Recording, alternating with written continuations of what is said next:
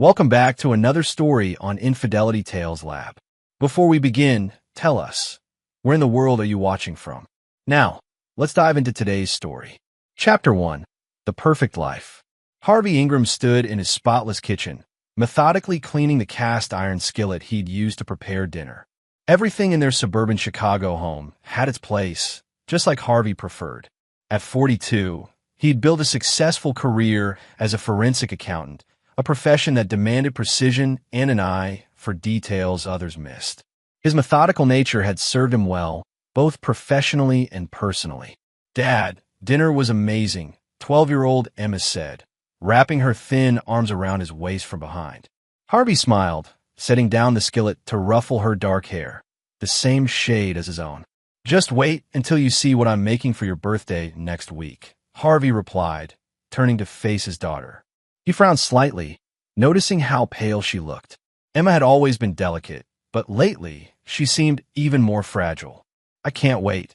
Emma beamed, though Harvey noticed she was gripping the counter for support. From the living room came the sound of Belinda's laughter, bright, musical, and perfectly timed for whoever she was video chatting with. Harvey's wife of 15 years had a gift for presentation. Everything about Belinda Ingram appeared flawless. Her honey blonde hair never seemed out of place. Her makeup was always perfect, and she had an uncanny ability to present their family as the picture of suburban success. Harvey had met Belinda during his graduate studies. She'd been working at a medical clinic then, charming patients and doctors alike with her warm bedside manner. He'd been instantly drawn to her nurturing nature, especially after growing up with emotionally distant parents. When Emma was born, Belinda had transformed into what Harvey believed was the perfect mother, attentive, caring, and deeply invested in their daughter's well-being. Mom's telling her book club about Emma's latest doctor's appointment. Emma said, her voice carrying a note of resignation that seemed too mature for her age. Harvey's brow furrowed. Emma had been to the doctor frequently over the past 2 years. Stomach issues, fatigue, mysterious illnesses that would come and go. Belinda was always the first to notice Emma's symptoms, always the one pushing for more tests, more consultations with specialists. "How are you feeling tonight, sweetheart?" Harvey asked, kneeling down to Emma's level. "A little tired, but okay," Emma replied, though her smile seemed forced. From the living room, Belinda's voice carried over. "Oh yes, Emma's been such a brave little fighter. The doctors are still running tests, but you know how much I worry about her. A mother's intuition." Harvey had heard this speech dozens of times.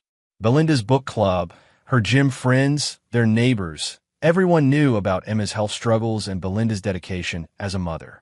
The way Belinda told it, she was a saint caring for a chronically ill child while Harvey worked long hours, leaving her to handle the medical crisis alone. "Why don't you go get ready for bed?" Harvey suggested. "I'll come read with you in a few minutes." As Emma headed upstairs, Harvey noticed her stumble slightly. His protective instincts flared, but he pushed down the worry. Belinda had everything under control with the doctors. She'd been handling Emma's care with the same meticulous attention she brought to everything else. Later that evening, as Harvey reviewed case files in his home office, he heard Belinda on the phone with her sister Patty McGraw. "I just don't know what else to do," Belinda was saying, her voice carrying the perfect note of maternal anguish. "The poor thing is getting worse, and Harvey, well, you know how men are. He thinks I'm being overprotective, but a mother knows." Harvey paused, his pen hovering over a financial discrepancy he'd been tracking. Was he being dismissive? He'd always trusted Belinda's judgment when it came to Emma's care. Medical issues weren't his expertise, numbers were. And Belinda had always been so knowledgeable, so proactive about their daughter's health. "I've been doing so much research," Belinda continued. "There are these new treatments, but they're expensive. Harvey's always worried about money, but what price can you put on your child's life?" Harvey set down his pen. They weren't struggling financially. His forensic accounting firm was thriving. But Belinda was right to prioritize Emma's health over his natural caution about spending. As he prepared for bed, Harvey found himself studying his reflection in the bathroom mirror. At 6'2" with broad shoulders and graying temples, he cut an imposing figure. His colleagues often commented on his intensity, the way his dark eyes could dissect a lie or expose hidden truths in financial records. But when it came to his family, especially Emma's illness, he felt helpless. "You're brooding again," Belinda said, entering the bathroom in her silk nightgown. Even after 15 years of marriage, she remained strikingly beautiful. "Just thinking about Emma," Harvey replied. "Maybe we should get another opinion. Try a different specialist."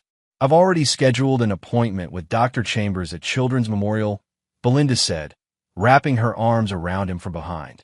"See? I told you I have everything handled." Harvey nodded, allowing himself to lean into his wife's embrace. Belinda had always been the emotional center of their family, while he provided stability and security. It was a partnership that had worked for over a decade. But as he drifted off to sleep that night, Harvey couldn't shake the feeling that something was wrong. Not just with Emma's health, though that was certainly troubling, but with something deeper. Perhaps it was his forensic instincts, honed by years of uncovering financial deceptions, but there was a pattern here that he couldn't quite identify. The next morning brought another typical scene. Belinda fussing over Emma's breakfast while their daughter pushed food around her plate, claiming her stomach hurt. Harvey watched from behind his coffee cup as Belinda took Emma's temperature, felt her forehead, and made concerned noises. "I think we should keep her home from school today," Belinda announced. "She doesn't look well at all." Emma's face fell. "But Dad, you promised to help with my science project tonight." "We can work on it this weekend if you're feeling better," Harvey said, though he noticed Emma seemed more disappointed than relieved about missing school. As Harvey left for work, he kissed Emma's forehead and was struck by how clammy her skin felt. The worry gnawed at him throughout the morning as he reviewed financial records for a corporate fraud case. By afternoon, his unease had transformed into something sharper, a recognition pattern that his analytical mind couldn't ignore. The realization hit him during a meeting with a client whose business partner had been systematically stealing from their company. The partner had been clever, taking small amounts over time, always having plausible explanations for discrepancies. The pattern of deception was subtle but consistent, just like Emma's mysterious symptoms that always seemed to occur when Harvey wasn't home. Harvey excused himself from the meeting and drove home early, his mind racing with possibilities he didn't want to consider. Chapter 2. The Unthinkable. Harvey pulled into his driveway 2 hours earlier than usual, his stomach churning with a mixture of worry and something darker, suspicion. As a forensic accountant, he learned to trust his instincts when patterns emerged that didn't make sense. Emma's illness followed a pattern that was beginning to feel less like random medical misfortune and more like something else. He entered through the front door and immediately heard retching from upstairs. Taking the steps 2 at a time, Harvey found Emma in the upstairs bathroom, doubled over the toilet. What he saw made his blood run cold. She was vomiting blood. "Emma." He rushed to her side, holding her hair back as she continued to retch. Her small body was shaking, and her breathing came in short, panicked gasps. I can't breathe," Emma whispered between heaves. Harvey's protective instincts exploded into action. He scooped Emma into his arms, her body feeling frighteningly light, and called for Belinda as he rushed down the stairs. "We need to go to the hospital now," he shouted. Belinda emerged from the kitchen, wiping her hands on a dish towel.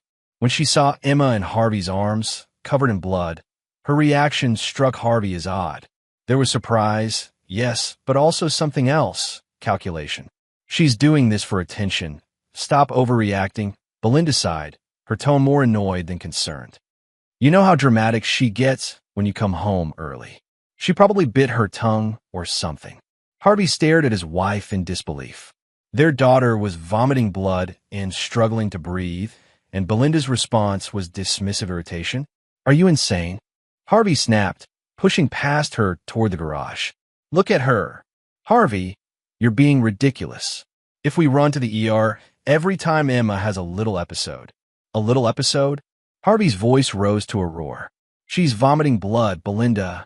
Without waiting for a response, Harvey strapped Emma into the back seat of his car and peeled out of the driveway. In the rearview mirror, he saw Belinda standing in the doorway, her arms crossed, wearing an expression of mild annoyance rather than panic. The drive to Chicago Memorial Hospital took 12 minutes, the longest 12 minutes of Harvey's life. Emma drifted in and out of consciousness, her breathing shallow and rapid.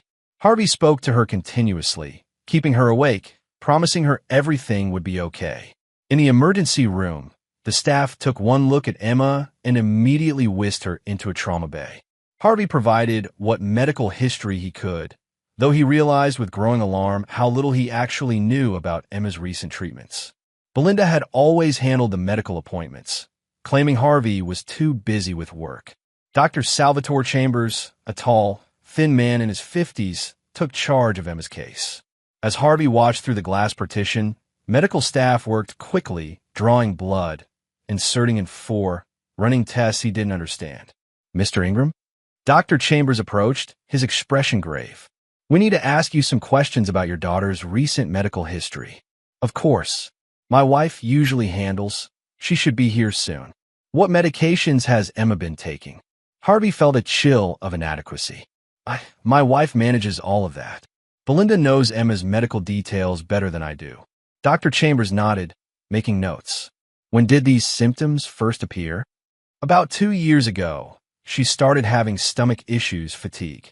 It's been getting progressively worse." "And who has been managing her care during this time?" "My wife, Belinda. She's very knowledgeable about medical things. She used to work in a clinic." Dr. Chambers' expression shifted slightly. "I see. And you haven't been involved in the medical appointments?" Harvey felt defensive. "I work long hours."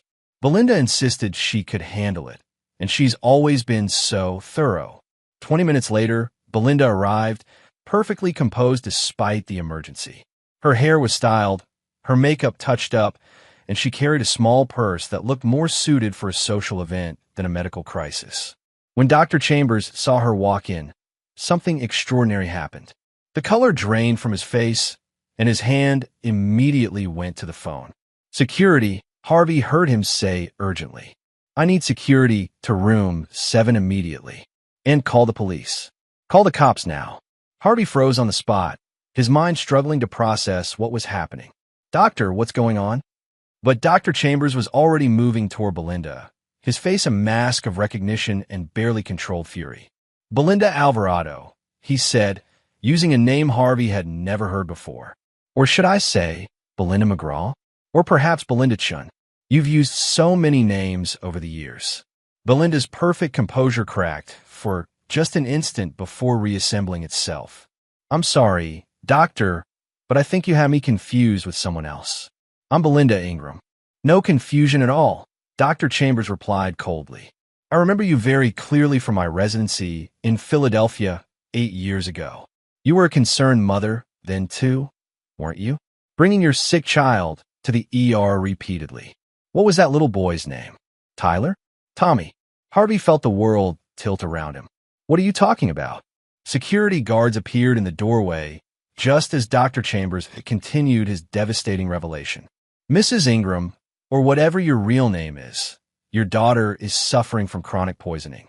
Someone has been systematically administering small doses of several substances over an extended period. The blood work shows traces of ipecac syrup, which would cause the vomiting, and small amounts of prescription sedatives that would explain her fatigue and breathing problems." The room seemed to spin around Harvey. "Poisoning? That's impossible. Who would—" The words died in his throat as understanding crashed over him like a physical blow. "Munchausen syndrome by proxy," Dr. Chambers explained, his eyes never leaving Belinda.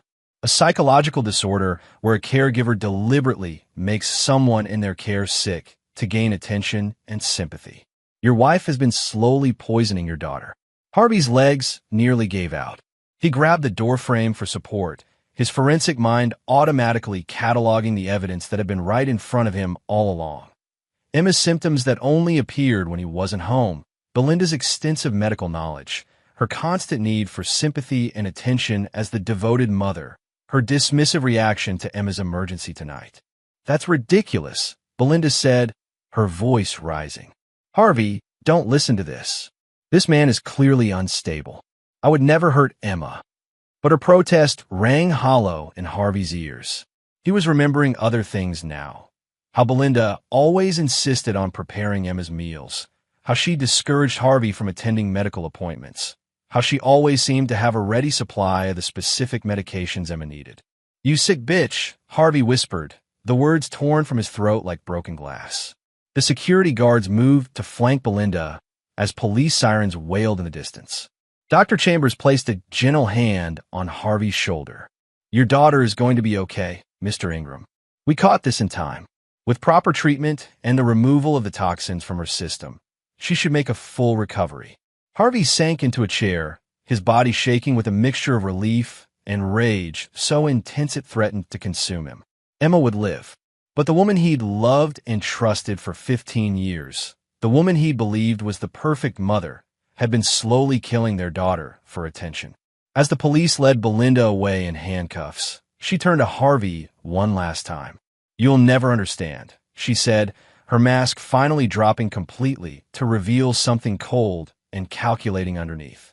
"The power, the sympathy, the way everyone looked at me as the perfect mother sacrificing everything for her sick child. You could never give me that kind of attention." Watching his wife, the stranger who wore his wife's face, being taken away, Harvey felt something fundamental shift inside him. The methodical, control man was still there, but underneath, a darker force was awakening. Belinda had stolen 2 years of his daughter's childhood, had nearly killed her for the sake of twisted psychological gratification. The legal system would handle her prosecution, but Harvey was beginning to realize that justice and revenge were two very different things. Chapter 3. Pieces of the Past. 3 days after Belinda's arrest, Harvey sat in his home office surrounded by documents that painted a picture of deception so elaborate it took his breath away. Emma was recovering in the hospital, her body slowly purging the toxins that had kept her sick for nearly 2 years.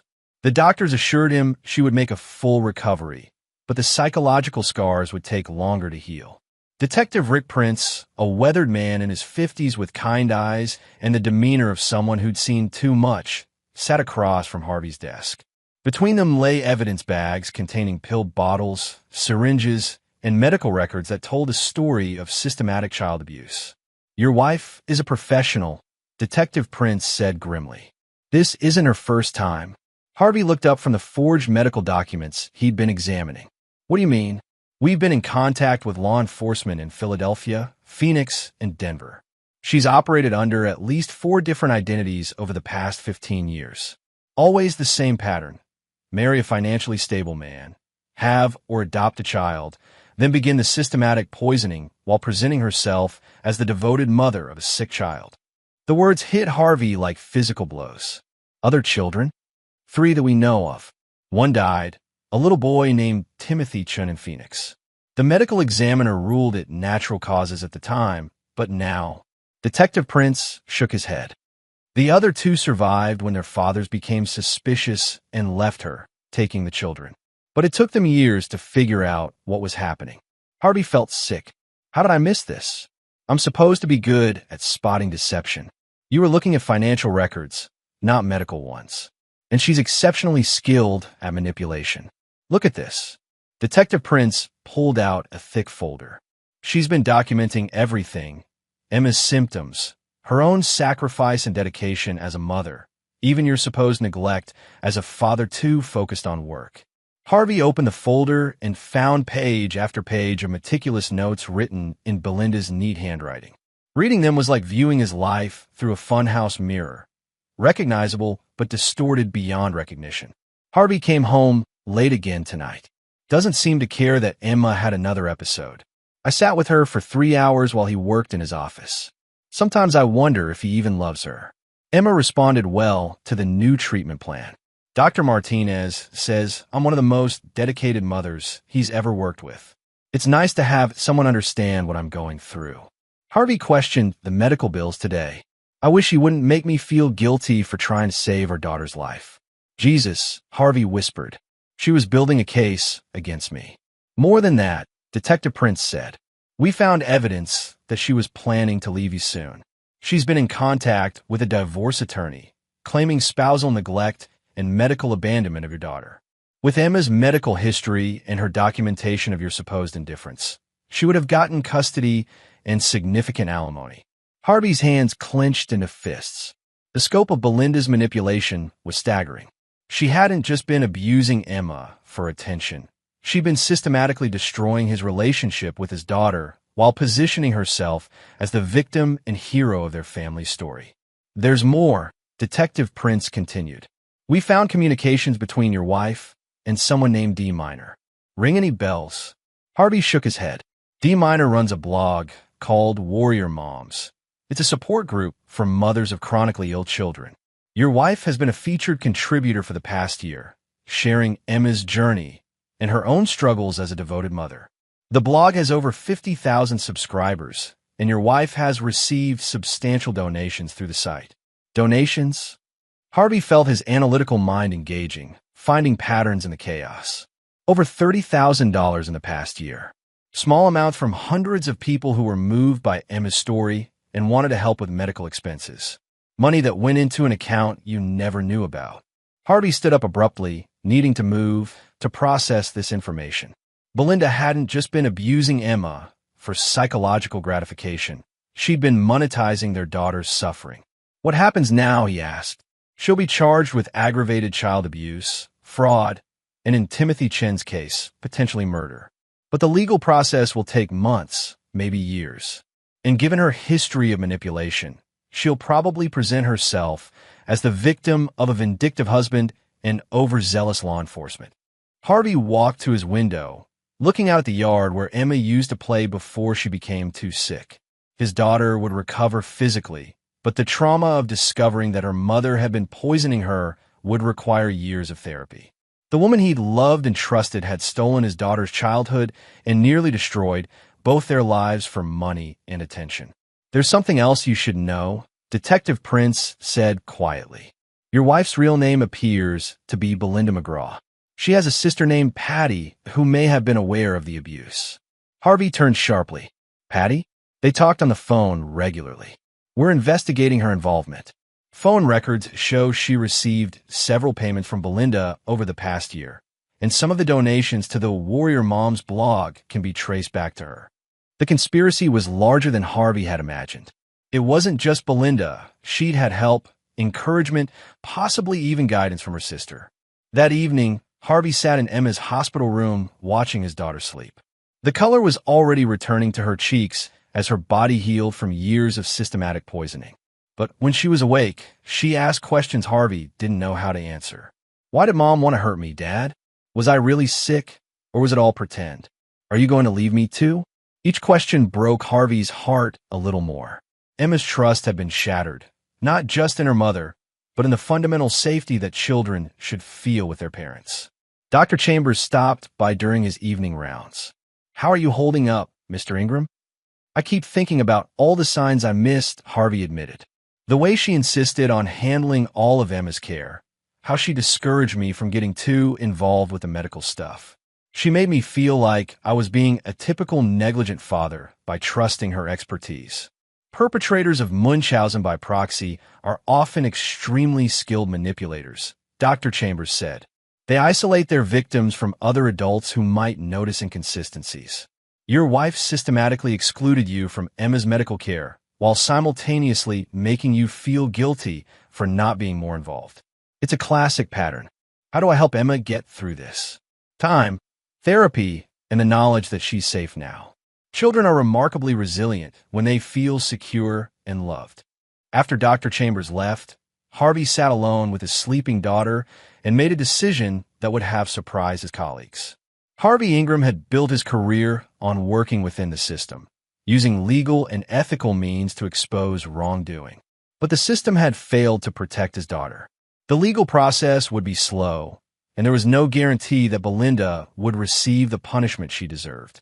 For the first time in his adult life, Harvey began considering justice that existed outside the boundaries of law.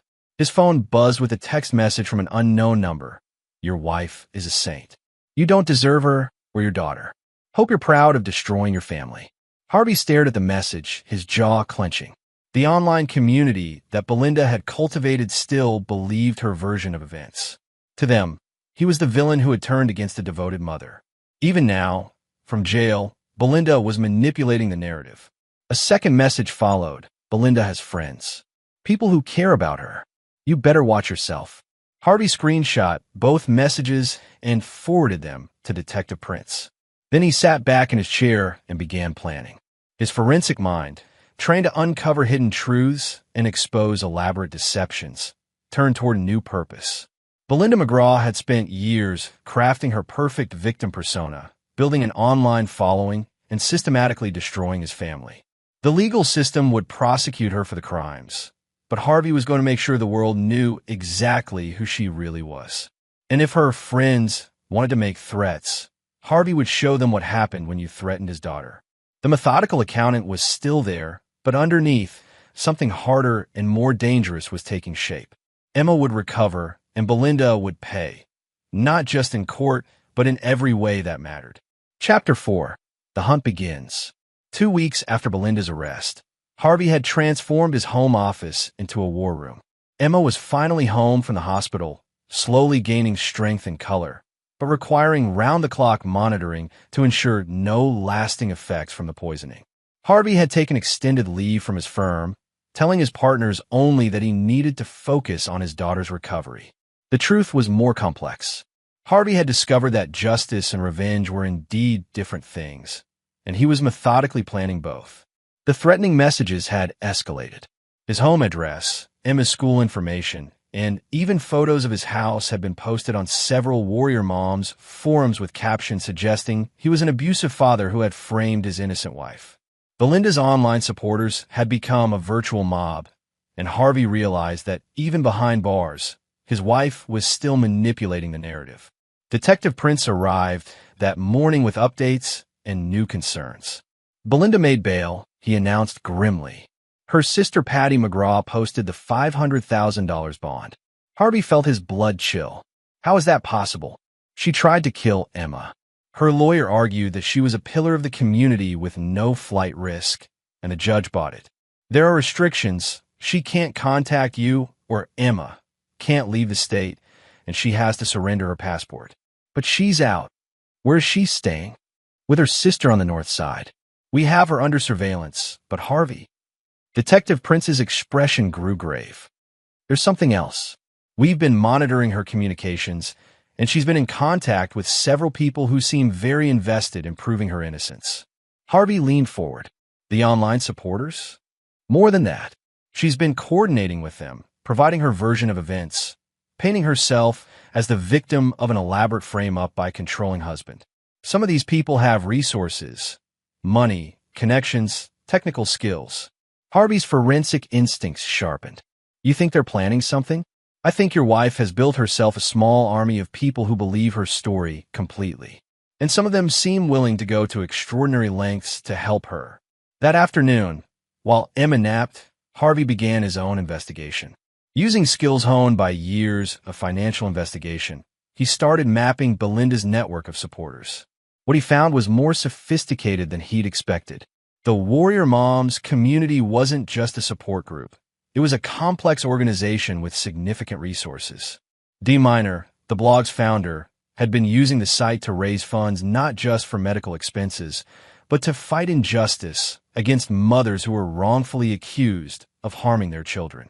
Harvey discovered that Belinda wasn't the first victimized mother the group had supported. Digging deeper, Harvey found connections to other cases.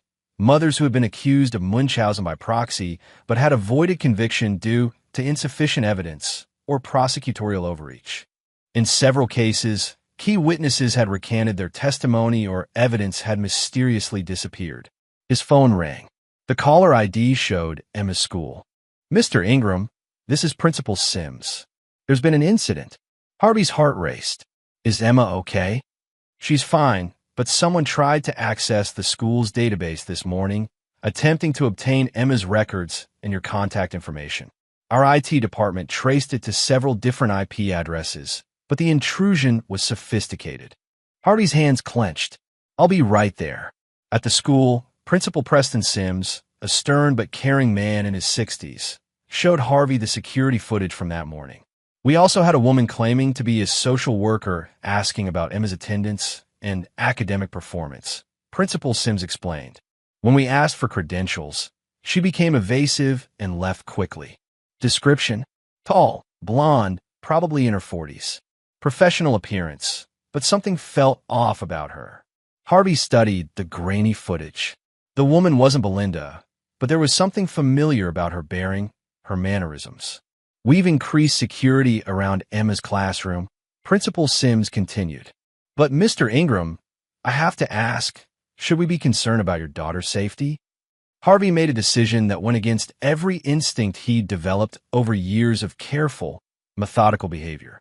Yes, and I need to know immediately if anyone else comes asking about Emma or our family. That evening, Harvey hired Ian Blackwell, a former police detective who now worked as a private investigator.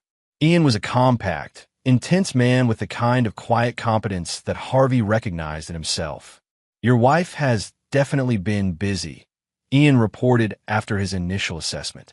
The Warrior Moms organization has connections to several law firms that specialize in defending parents accused of child abuse. They've also got a network of sympathetic medical professionals who provide alternative interpretations of evidence. Alternative interpretations? Doctors willing to testify that symptoms of poisoning could actually be rare genetic disorders, immune deficiencies, or psychosomatic responses to family stress. They create reasonable doubt where none should exist. Harvey felt sick. How many children have suffered because of this? More than you want to know. The good news is that your wife made a mistake with Emma. Dr. Chambers recognized her from a previous case, and the physical evidence is overwhelming. But she's not going down without a fight, and she's got resources you didn't know about. Ian handed Harvey a file folder. Bank records for your wife's hidden accounts. She's been receiving money from the Warrior Moms Network for over a year. Not just donations, payments. She was being compensated for sharing Emma's story and for recruiting other, victimized mothers to the cause. Harvey opened the folder and felt his world shift again. The deposits totaled over $100,000, far more than Detective Prince had mentioned. Belinda hadn't just been abusing Emma for attention and small donations. She'd been part of a larger organization that profited from child abuse by creating a network of professional victims. There's more, Ian continued. We traced some of the payments to a corporation called Maternal Advocacy Solutions. Officially, they provide legal support and counseling for mothers dealing with the family court system. Unofficially, they seem to specialize in helping women escape consequences for child abuse by claiming they're victims of wrongful prosecution. Who runs this organization? A woman named Dr. Louise Dalton. She's a psychologist who's built her career on defending mothers accused of Munchausen by proxy. She claims the syndrome is a misogynistic invention used to persecute devoted mothers. Harvey studied Dr. Dalton's photo in the file. She was an elegant woman in her 50s with silver hair and the kind of authoritative bearing that would be convincing on a witness stand. Is she legitimate? That's where it gets interesting. She's got credentials, PhD in psychology, published research, expert witness in dozens of cases. But her methodology is questionable, and several of her former clients have been rearrested when their children ended up in the hospital again. That night, after Emma was asleep, Harvey sat in his office planning his next moves. The legal system was handling Belinda's prosecution, but this network of enablers would likely help her escape meaningful consequences. Even if she was convicted, she'd probably serve minimal time and emerge as a martyr to her cause. Harvey opened his laptop and began creating a detailed dossier on everyone connected to the Warrior Moms network. His forensic skills, typically used to trace financial fraud, were now focused on mapping a conspiracy that had enabled the abuse of children for profit. His phone buzzed with another threatening message. You think you won, but Belinda has more friends than you know. Watch your back. Harvey screenshot the message and added it to his growing file. Then he did something that would have surprised his colleagues. He began planning how to systematically destroy every person who had enabled his wife's abuse of Emma. The methodical accountant was still there, organizing evidence and building cases. But underneath, something darker was taking control. These people had profited from his daughter's suffering and were now threatening his family. Harvey Ingram was about to show them what happened when someone threatened his child. Chapter 5. The Web Unravels. Harvey's investigation had been running for 3 weeks when he made a discovery that changed everything. Hidden in Belinda's encrypted communications with the Warrior Moms network, he found evidence that the conspiracy was far more extensive than anyone had realized. Emma was thriving now, gaining weight and energy as the toxins left her system. She'd started seeing a therapist, Dr. Teresa Stevenson, who specialized in helping children recover from abuse. But Emma's healing couldn't begin fully until she felt safe, and as long as Belinda's network remained active, that safety was an illusion. Ian Blackwell arrived at Harvey's house with a grim expression and a thick file folder.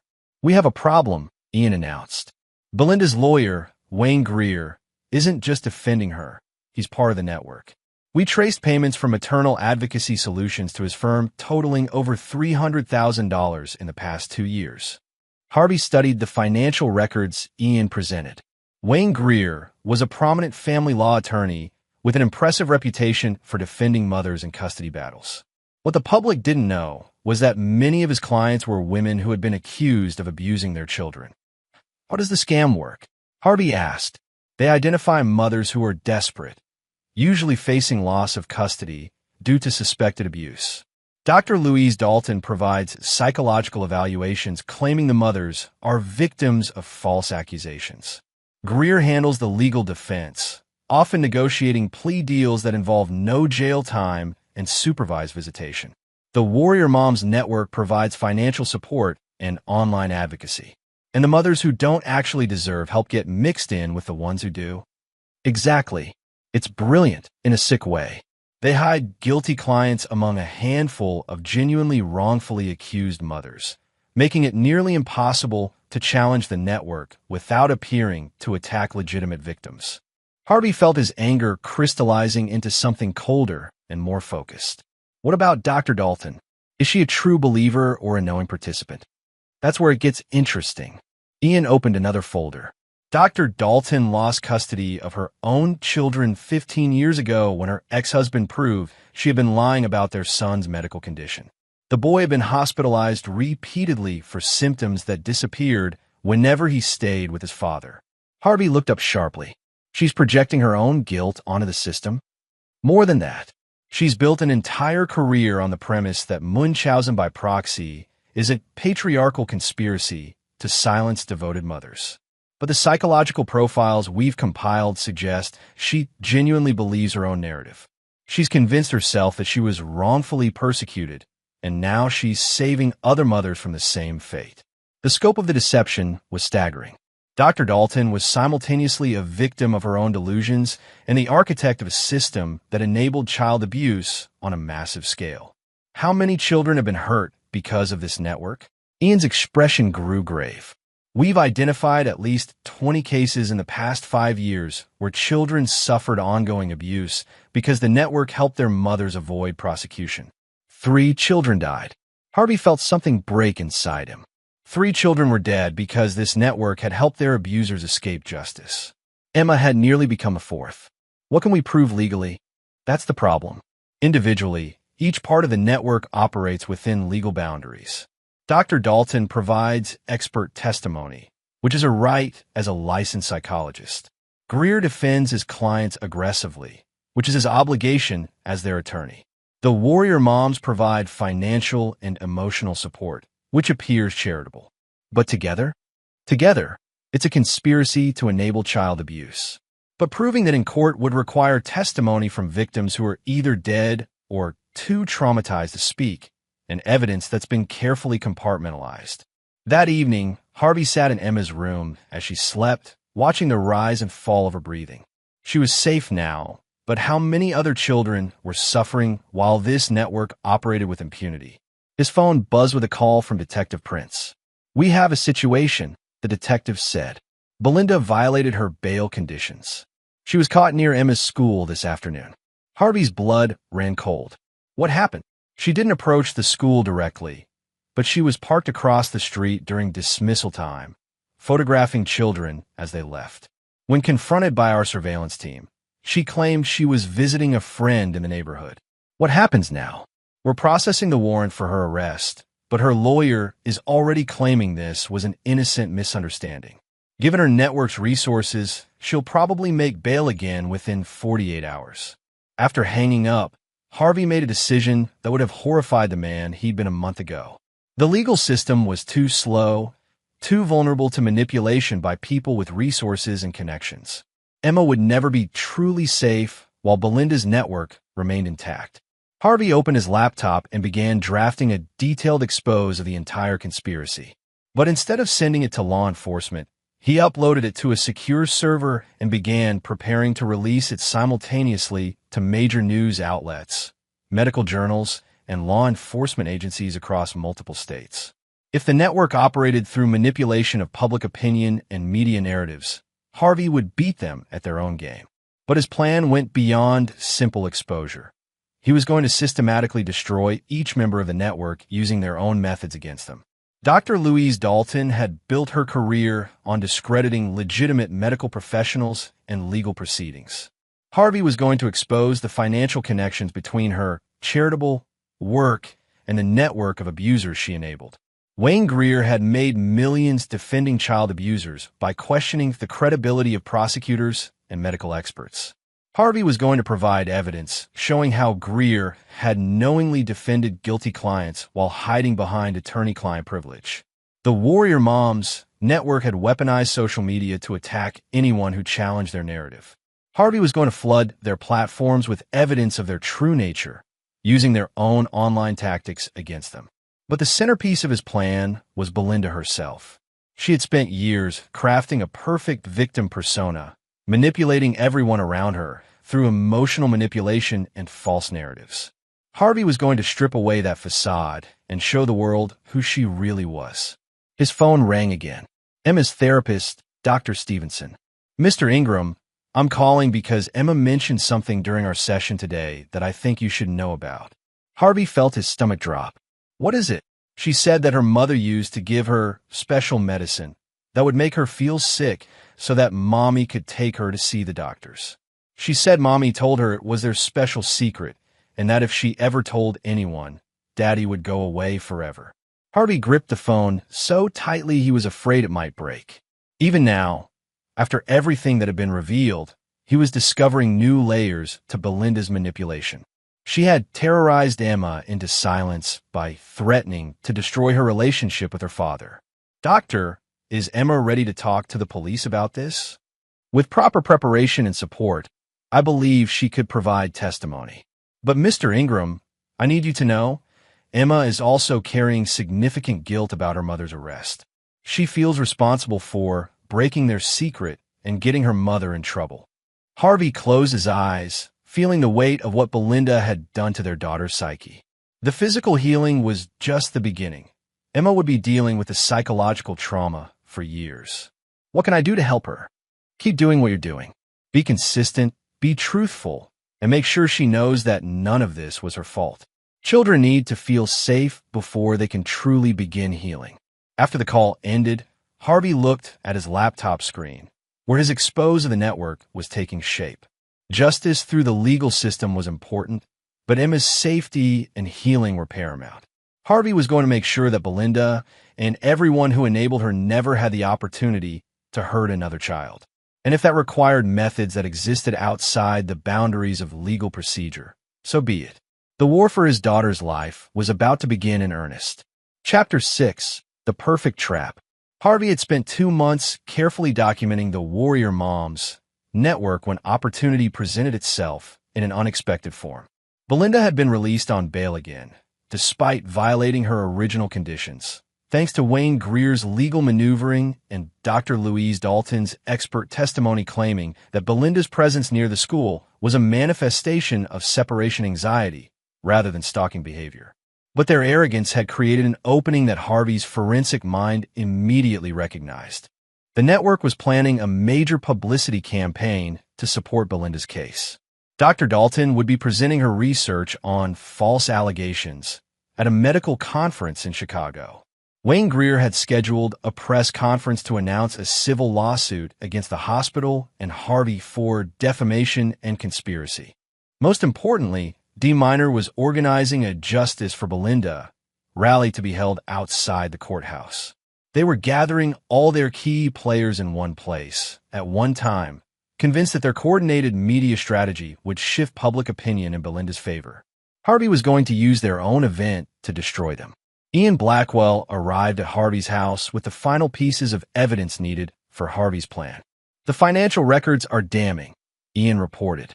"We can trace direct payments from Dr. Dalton's research foundation to at least 12 women who later had their children removed from their custody due to abuse.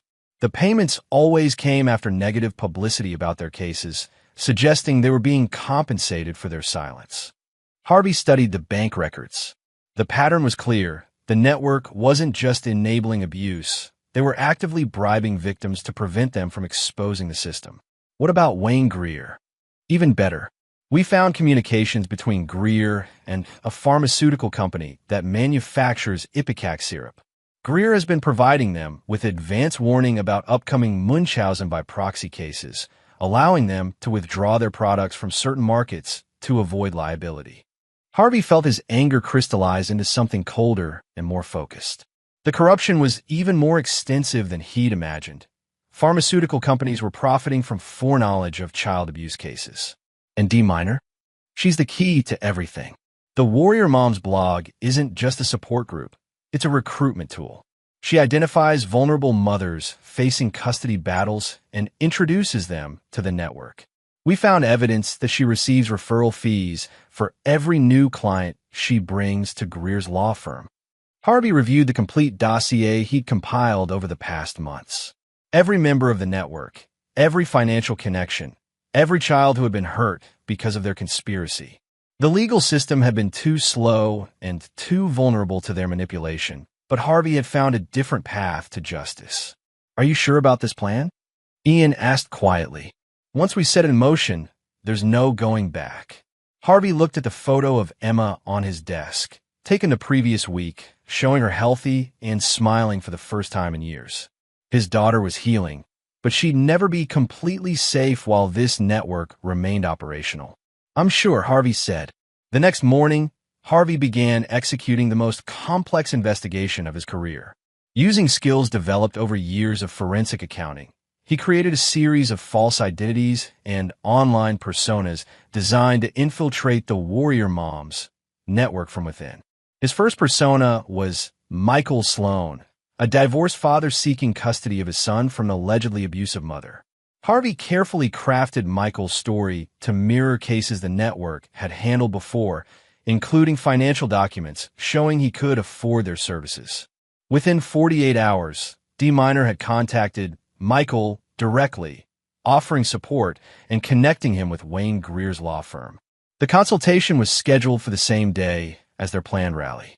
Harvey's second persona was Dr. Daniel Holt, a pediatrician concerned about false allegations of abuse in his practice. He reached out to Dr. Dalton's research foundation, expressing interest in her work and offering to collaborate on a study about prosecutorial overreach in medical settings. Dr. Dalton scheduled a meeting for the day of her medical conference presentation. The third persona was the most dangerous, Jennifer Walsh, a mother whose daughter had died after being repeatedly hospitalized for mysterious symptoms. Harvey created Jennifer's story carefully, suggesting that she believed her ex-husband had somehow caused their daughter's death and that the medical establishment had covered it up. This persona attracted immediate attention from the network's most radical members, including several who offered to help Jennifer get justice through methods that weren't strictly legal. As the rally date approached, Harvey had documented dozens of conversations revealing the true nature of the network. Members casually discussed coaching mothers to lie in court, intimidating witnesses, and even falsifying medical records. Most damaging of all, he had recorded Wayne Greer explicitly stating that some of his clients were probably guilty, but that proving innocence was less important than winning cases. 2 days before the rally, Harvey received the call he'd been expecting. "Michael, this is Dee Minor.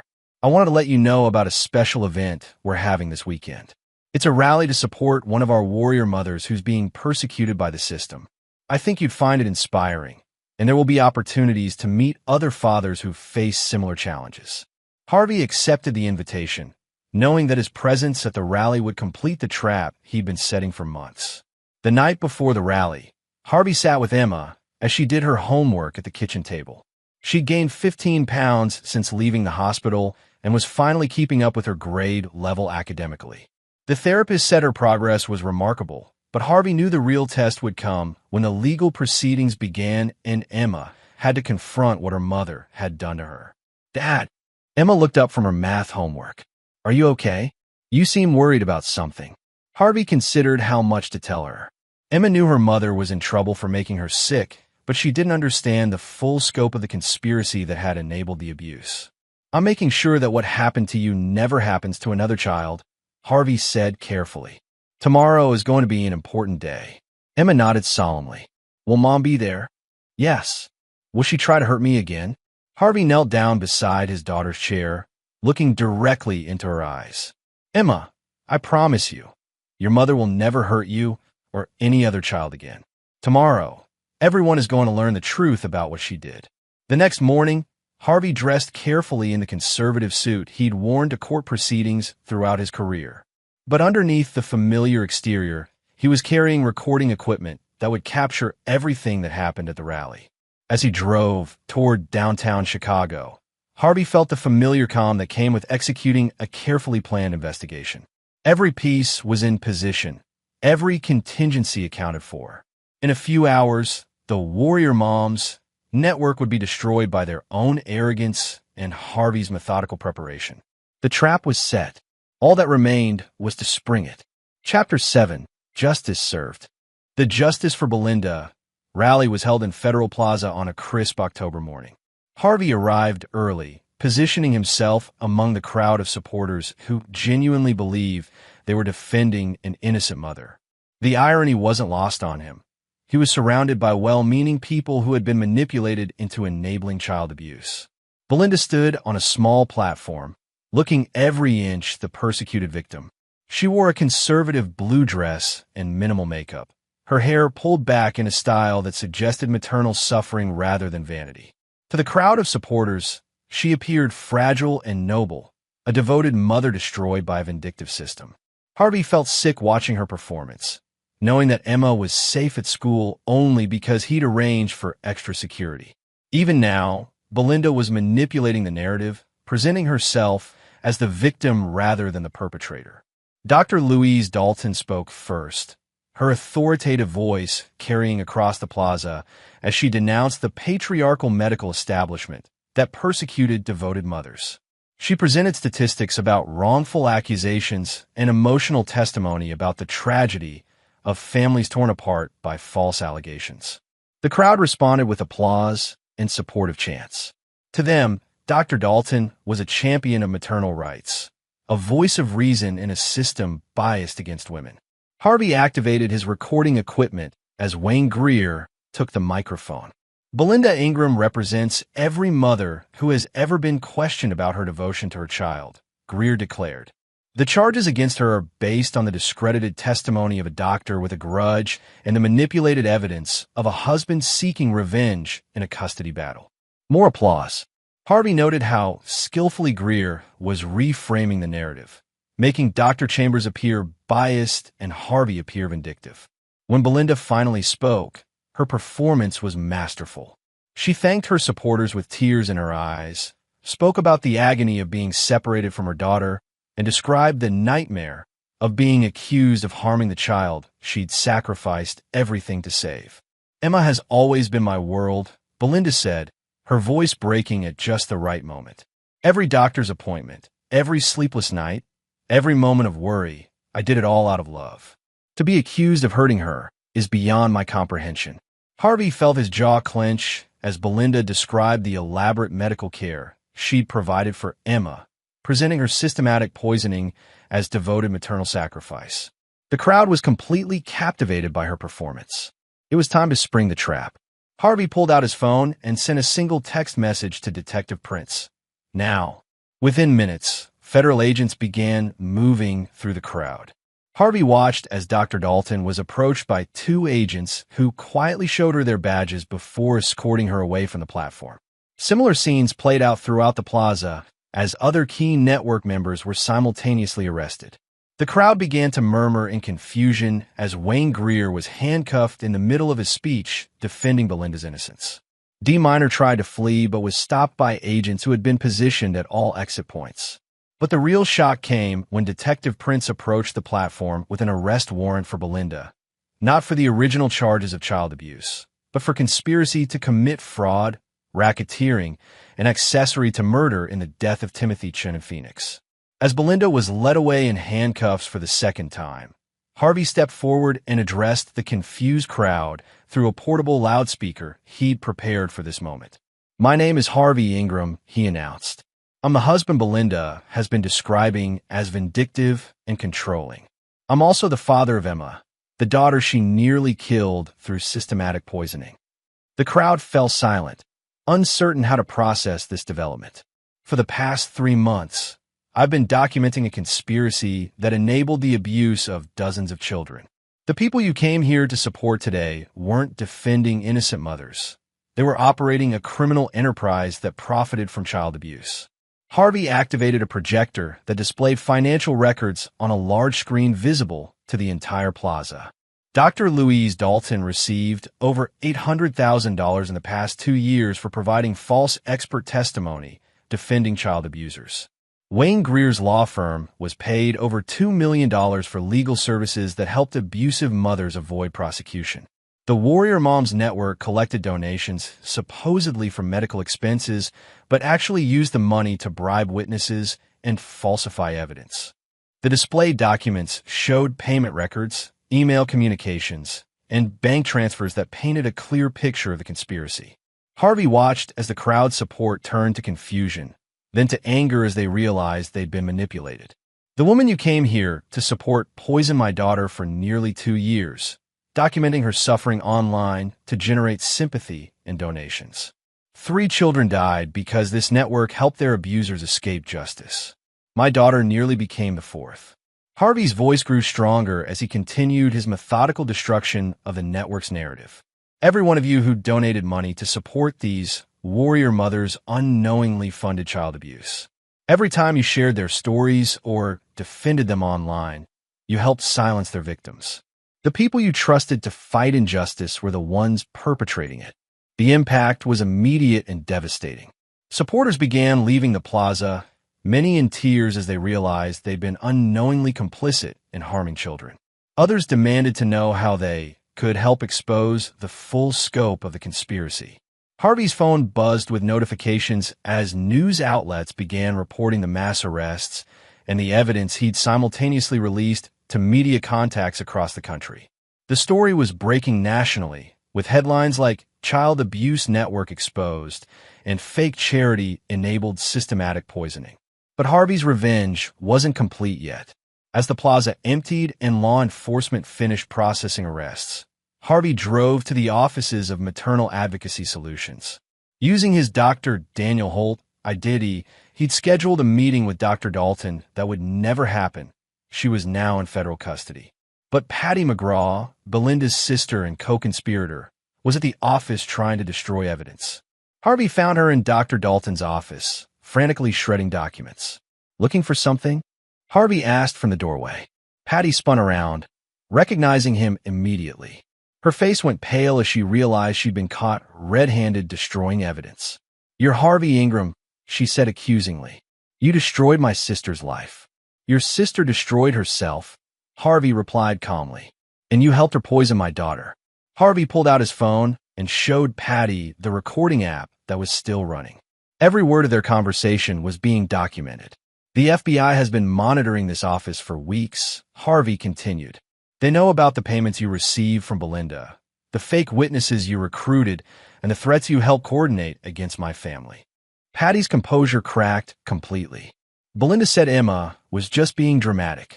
She said you were trying to take Emma away from her and that we needed to prove what a devoted mother she was. By poisoning a 12-year-old girl? We didn't know. Belinda said the doctors were wrong, that Emma had a rare condition that mimicked poisoning symptoms. She showed us research, medical studies." Harvey stepped closer, his voice dropping to a dangerous whisper. "You knew exactly what you were doing. You helped coordinate online attacks against Dr. Chambers. You helped recruit other abusive mothers to the network. You profited from my daughter's suffering." Patty backed against the wall, clutching the shredded documents. Please, I was just trying to help my sister. I didn't know how bad. 3 children are dead because of your network. Harvey cut her off. 3 children who would be alive today if you hadn't helped their abusers escape justice. Harvey turned and walked toward the door, leaving Patty surrounded by the evidence of her crimes. The FBI will be here in 10 minutes, he said without looking back. I suggest you use that time to think about the children you helped kill. As Harvey left the building, his phone rang. Detective Prince had updates on the arrests. It's bigger than we thought, the detective reported. The financial records you provided led us to network operations in 6 other states. We're estimating over 40 children were affected by this conspiracy. Harvey felt a mixture of satisfaction and horror.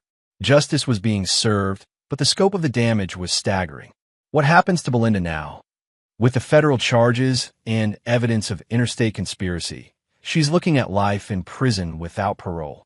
Same for Dr. Dalton and Wayne Greer. The network is completely dismantled. Harvey sat in his car outside the federal building, watching as news vans arrived to cover the story. His methodical investigation had exposed and destroyed a criminal enterprise that had operated with impunity for years.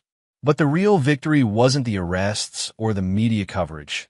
It was knowing that Emma would never have to fear her mother again, and that no other child would suffer because of this particular network of predators. His phone buzzed with a text from Emma's school. Dad, can you pick me up early? I saw the news about Mom on TV, and I want to come home. Harvey smiled, started his car, and drove toward the most important person in his life.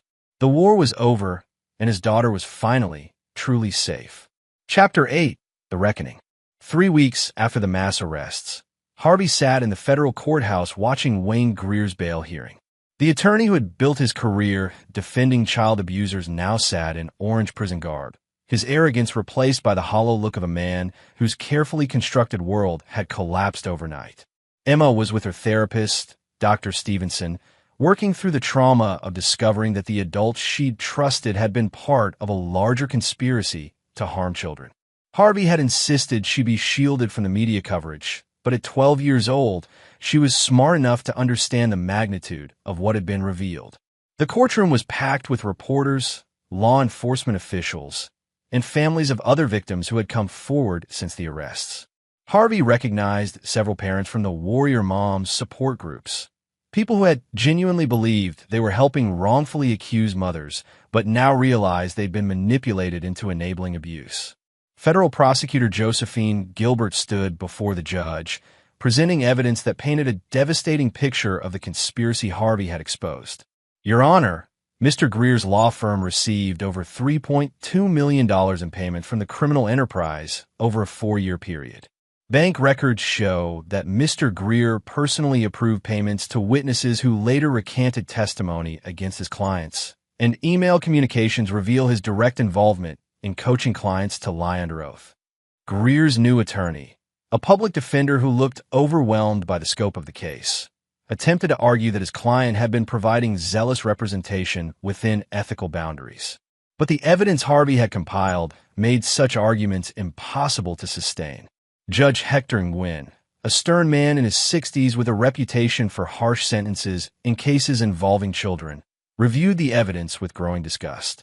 Mr. Greer, the judge said finally, the evidence presented suggests that you knowingly facilitated the abuse of children by helping their abusers avoid prosecution.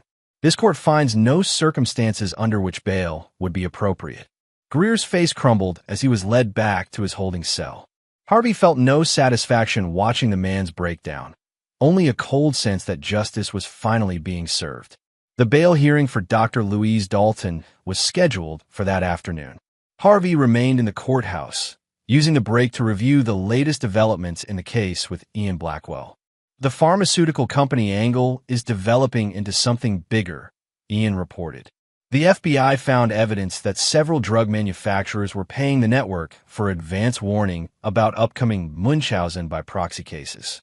They'd remove products like Ipecac syrup from certain markets before law enforcement could establish purchase patterns. Harvey shook his head in disgust. They were literally profiting from child abuse. It gets worse. We found communications suggesting that some companies were actually marketing products to the network, providing information about which substances would cause specific symptoms while being difficult to detect in standard blood work. The scope of the conspiracy continued to expand beyond what Harvey had initially imagined.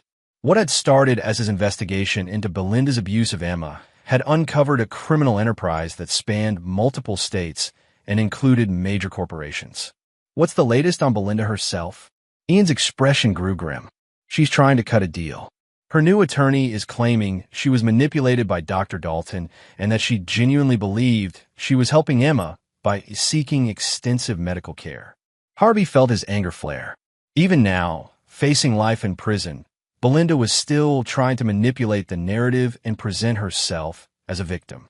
The prosecutors aren't buying it, not with the evidence you compiled. The communications between Belinda and her sister show clear knowledge that she was poisoning Emma for financial gain.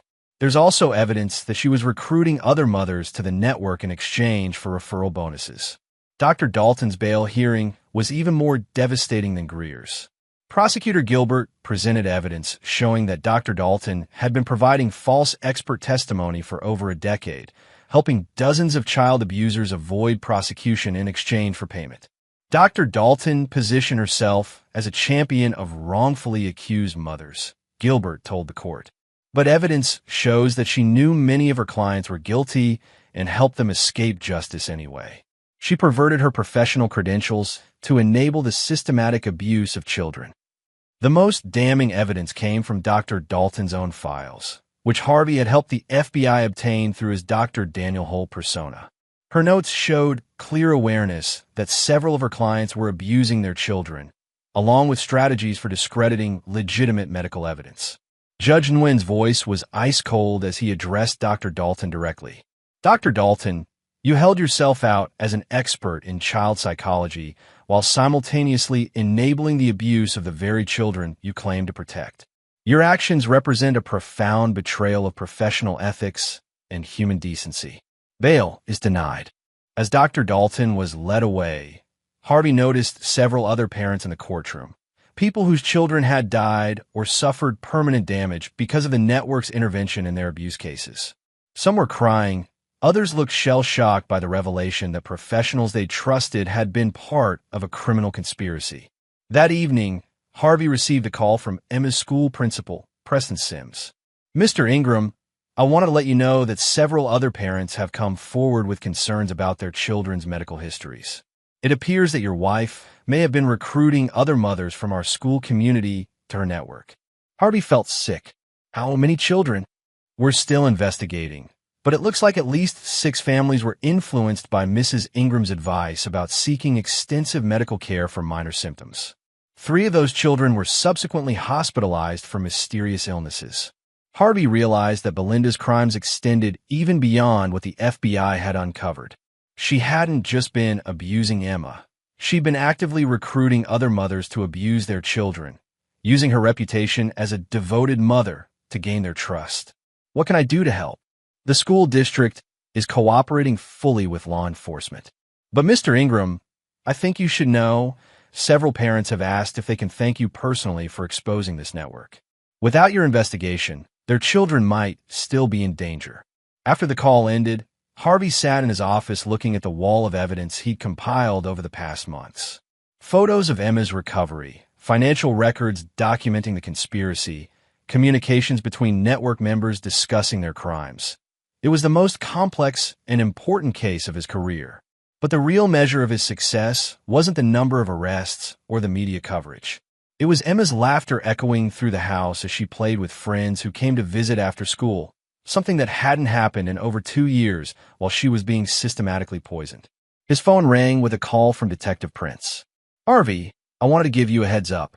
Patty McGraw's attorney is claiming she was manipulated by her sister and wants to cooperate with prosecutors in exchange for a reduced sentence. Harvey considered this development. What's she offering? Information about network operations in other states, names of additional conspirators, and details about how they recruited new victims. It could help us identify more children who were harmed by this enterprise. And her sentence? Probably 10 to 15 years instead of life. The prosecutors think her information could prevent future abuse by exposing the full scope of the network. Harvey found himself conflicted.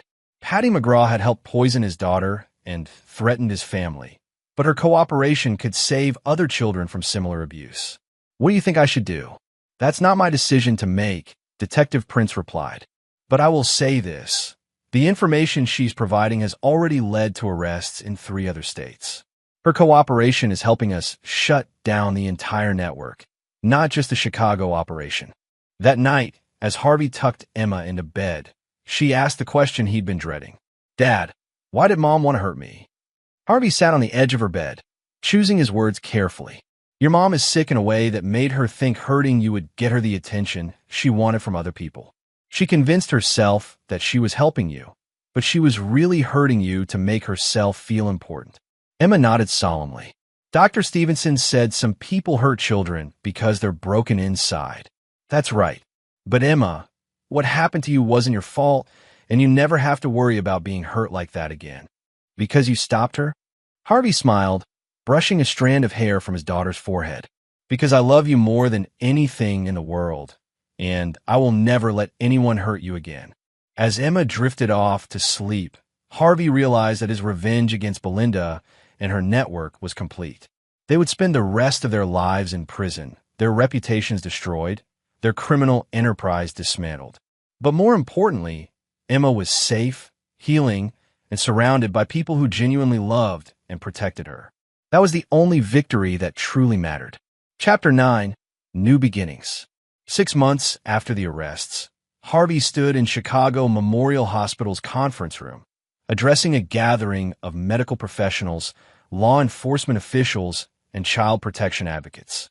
The same hospital where Dr. Chambers had first recognized Belinda and saved Emma's life was now hosting a symposium on identifying and preventing Munchausen syndrome by proxy. Emma sat in the front row, healthy and confident in a way she hadn't been for years. At her request, she'd been allowed to attend the presentation where her father would be speaking about recognizing the warning signs of medical child abuse. Her therapist, Dr. Stevenson, sat beside her, proud of how far Emma had come in her recovery. The network we exposed operated successfully for over a decade because they understood how to exploit the medical system's greatest strength, our trust in concerned parents, Harvey told the assembled audience. Medical professionals are trained to believe caregivers who report symptoms and seek treatment for their children. This trust is essential for proper pediatric care, but can also be weaponized by those who would harm children for personal gain. Harvey's presentation included detailed case studies from the conspiracy, showing how the network had systematically manipulated medical professionals, legal proceedings, and public opinion. But he was careful to protect the privacy of the children who had been victimized, including Emma. Dr. Chambers, who had become something of a hero in the medical community for his role in exposing Belinda, joined Harvey for the question and answer session.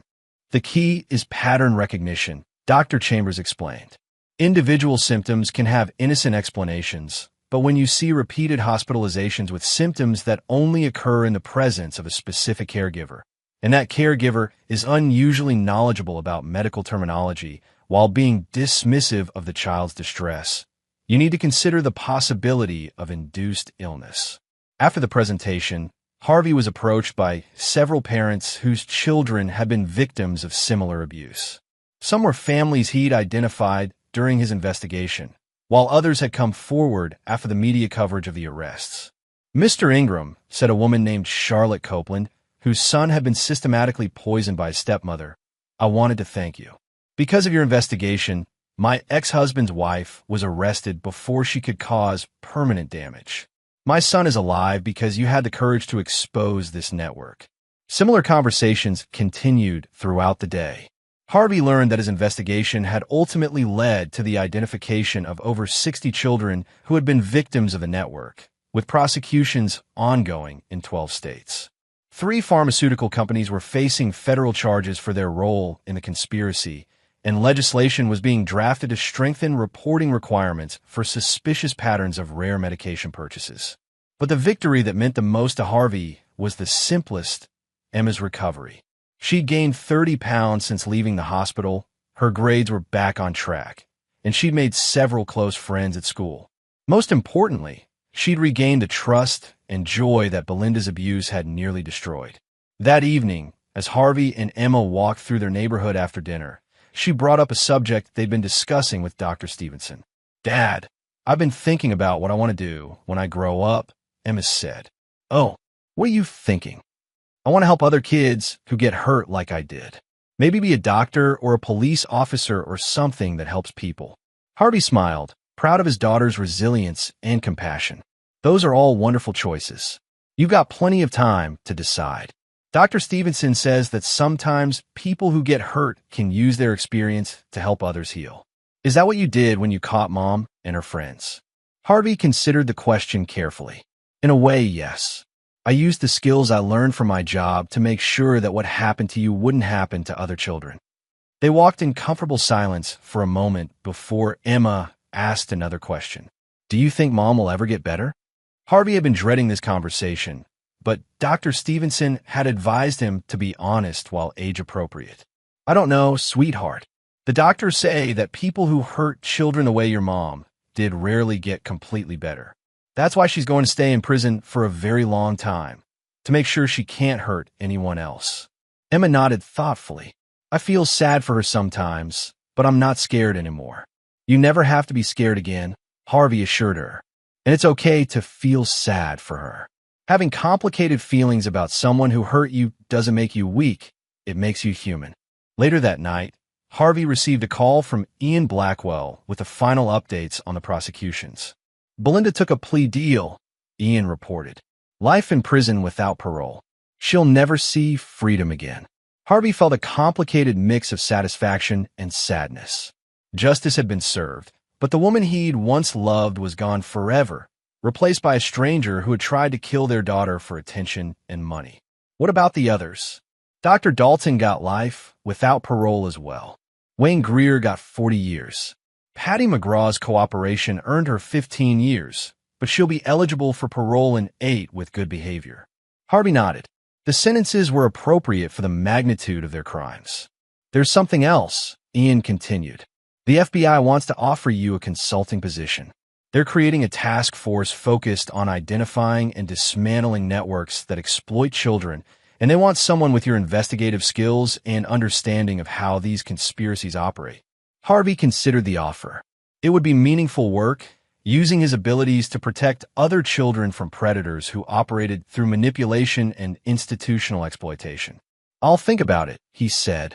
The next morning brought news that would have shocked Harvey a year earlier.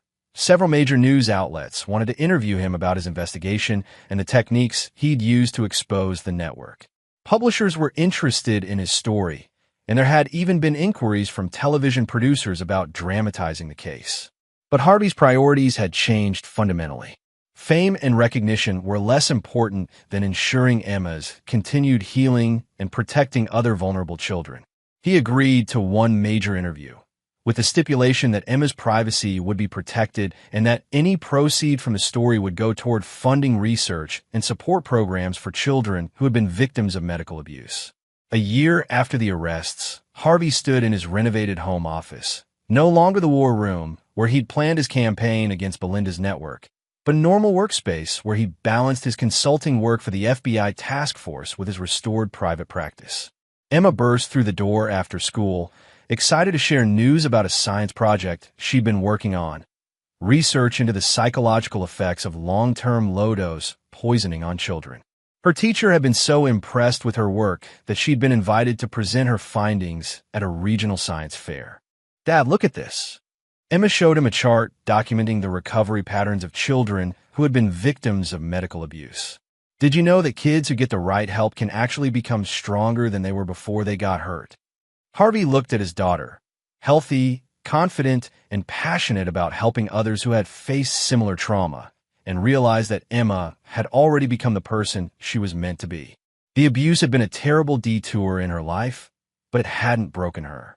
If anything, it had revealed her extraordinary resilience and compassion. "That's called post-traumatic growth," Harvey explained. "It means that surviving something difficult can sometimes make people stronger and more understanding of others who are struggling." "Is that what happened to you too?" Emma asked perceptively. Harvey smiled, realizing that his daughter was right. The investigation that had destroyed Belinda's network and saved Emma's life had also transformed him from methodical forensic accountant into someone who understood the importance of fighting for vulnerable children, even when that fight required methods beyond conventional legal procedures. I think it is, he admitted. That evening, as Harvey tucked Emma into bed, she shared her latest decision about her future career. "Dad, I've decided I want to be a forensic psychologist. Like you find the truth in numbers, I want to find the truth in people's behavior. I want to help catch people who hurt children before they can hurt them as much as Mom hurt me." Harvey felt a surge of pride and love for his remarkable daughter. Emma had taken the worst experience of her young life and transformed it into motivation to protect other children. "I think you'd be amazing at that," Harvey said, kissing her forehead. "But remember, you've got plenty of time to explore different possibilities." "I know," Emma replied sleepily. "But I also know that some people need to be stopped, and I want to be someone who stops them." As Harvey turned off the lights and headed to his own room, he reflected on the journey that had brought them to this point. A year ago, he'd been a man whose life was built on carefully controlled routine, trusting others to handle the parts of life outside his expertise. The discovery of Belinda's abuse had shattered that controlled world, forcing him to become someone he'd never imagined. A man willing to operate outside conventional boundaries to protect his child and expose a conspiracy that threatened vulnerable children across the country. But in destroying Belinda's network and securing Emma's safety, Harvey had also discovered something important about himself. Justice wasn't always found in courtrooms or legal proceedings. Sometimes it required the courage to fight battles that existed in the shadows, using unconventional methods to protect those who couldn't protect themselves. Emma was safe now, surrounded by people who genuinely loved her and would never allow her to be harmed again. The network that had enabled her abuse was dismantled, its members imprisoned, and its victims identified and protected. Most importantly, Emma had emerged from her trauma stronger and more compassionate, determined to use her experience to help other children who face similar dangers. Harvey had set out to save his daughter's life and ended up transforming both of their lives in ways he could never have imagined. The methodical accountant was still there, but he'd been joined by something more dangerous and more determined. A father who would go to any lengths to protect children from those who would exploit their vulnerability. As he drifted off to sleep, Harvey felt the deep satisfaction that came from knowing that Emma was not just safe, but thriving, and that their ordeal had ultimately made them both stronger and more purposeful than they'd ever been before. The war was over. They had won, and the future stretched ahead of them, bright with possibilities neither of them could have imagined a year earlier when their perfect suburban life had been revealed as a carefully constructed lie. Emma was free, the predators were imprisoned, and Harvey had discovered that sometimes the greatest victories required the courage to fight battles that existed far beyond the comfortable boundaries of conventional justice. And there you have it. Another story comes to an end. What did you think? I'd love to hear your thoughts in the comments below. If you enjoy this story, consider joining our community by subscribing. It means the world to us. For more stories like this one, check out the recommended videos on screen. And I'll see you there.